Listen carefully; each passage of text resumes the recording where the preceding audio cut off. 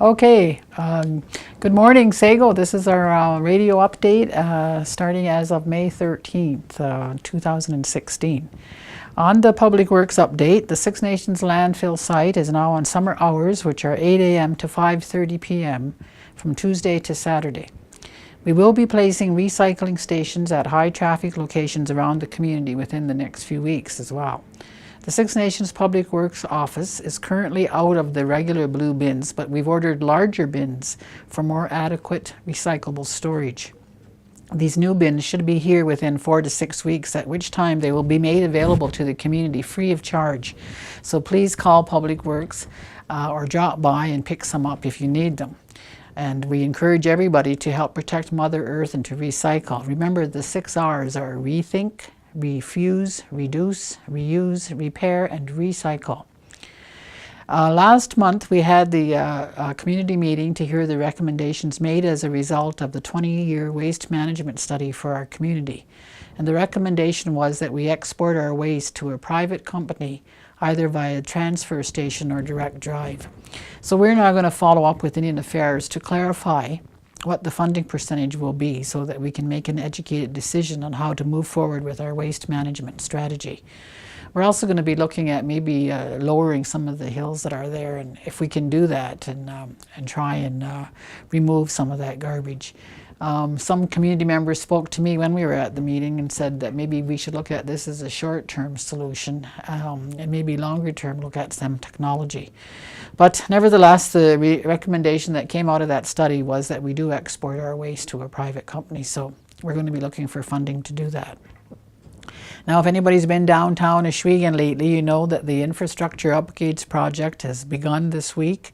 It began on the week of May 16th. We have retained Sierra Infrastructure.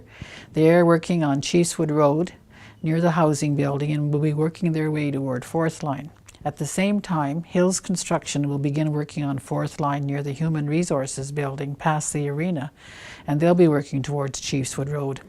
This project is scheduled to be completed in October of 2016. We are making special arrangements with the contractor so that Bread and Cheese Day is not disrupted.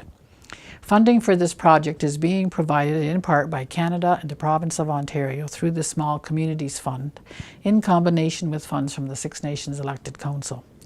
Now, this project is important, and I know it's going to inconvenience people, but we do need to repair items because they don't last forever. So this project is going to include a water main upgrade, installation of turning lanes on Chiefswood Road at the intersection with Fourth Line, the replacement of the traffic lights, and the installation of pedestrian hand signals in a crosswalk.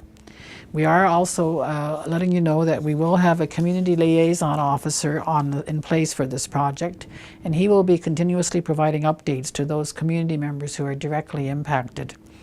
There will be ample notice of any disruptions, and this community liaison officer will also be available to discuss any issues that arise with community members. As I said, we realize that this will create disruption in the most heavily traveled area of our community, and we also anticipate that there will be interruption in the water service throughout the project, but we would ask for the community's patience and understanding while we complete these upgrades for the benefit of the community.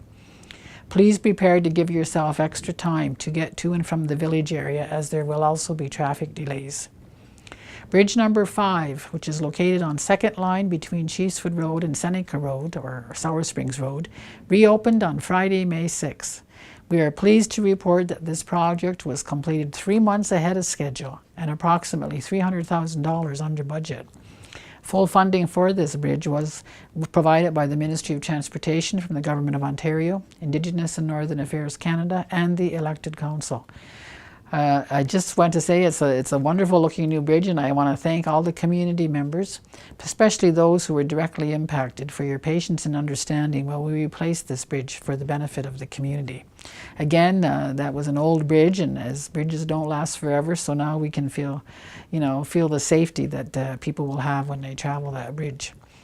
Also, for your info, the line painting calcium application on the gravel roads for dust control and sweeping the bridges has started this week, and it will be completed within 2 weeks. The Youth and Elder Center, DAJO, and unfortunately, the completion date has been extended to July 22nd, 2016. and we'll keep you updated on that.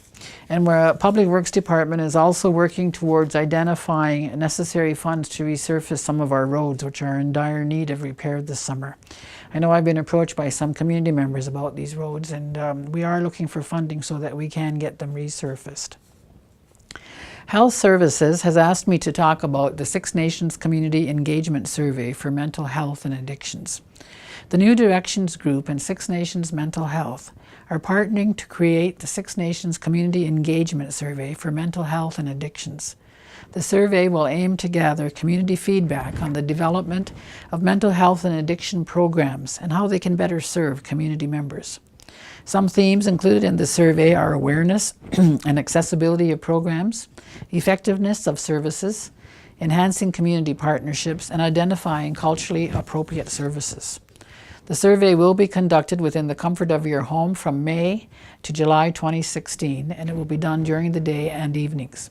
The survey will be performed through face-to-face interviews.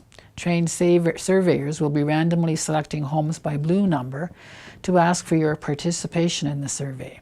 We are targeting participants who are ages 16 and up. Participation is completely voluntary, and the right to refuse or withdraw will be upheld. All information given in the survey will be confidential, and all participants will remain anonymous. Upon completion of the survey, the findings will be compiled into a report and sent to the Ministry of Health and Long-Term Care to aid in Phase 2 of the Mental Health and Addiction Strategy. The report will also be sent to Six Nations Council, Six Nations Health Services, and will also be made available for all Six Nations community members. For more information on this survey, you can contact Cody Thomas, the Community Engagement Coordinator, at 519-445-2947, or email at codythomas222@gmail.com. The Six Nations Palliative Care Team has recently partnered with the Canadian Virtual Hospice in the development of a series of 4 videos that are being shown on the Canadian Virtual Hospice website. These videos include presentations by members of the Six Nations Palliative Care Team and family members in our community who have used their service. Their partnership with the Canadian Virtual Hospice is another good partnership, and these videos will be available for people to view from across the country. So I just wanted to mention that and say a good job being done by our palliative care team, and they are there for anybody that needs their services, and I encourage them to keep up the good work. I wanted to make a short announcement on the Six Nations Housing Loans Program that we have with the banks. The Housing Loans Program, where the Six Nations Elected Council guarantees housing loans with the banks on Six Nations of the Grand River, are near the upper limit of the duly authorized limit that has been set by the Elected Council. Now, staff are working on a solution that will enable short-term and long-term solutions. In the short term, a recommendation will be going to Council that could potentially increase the pooled guarantee loan lender limit.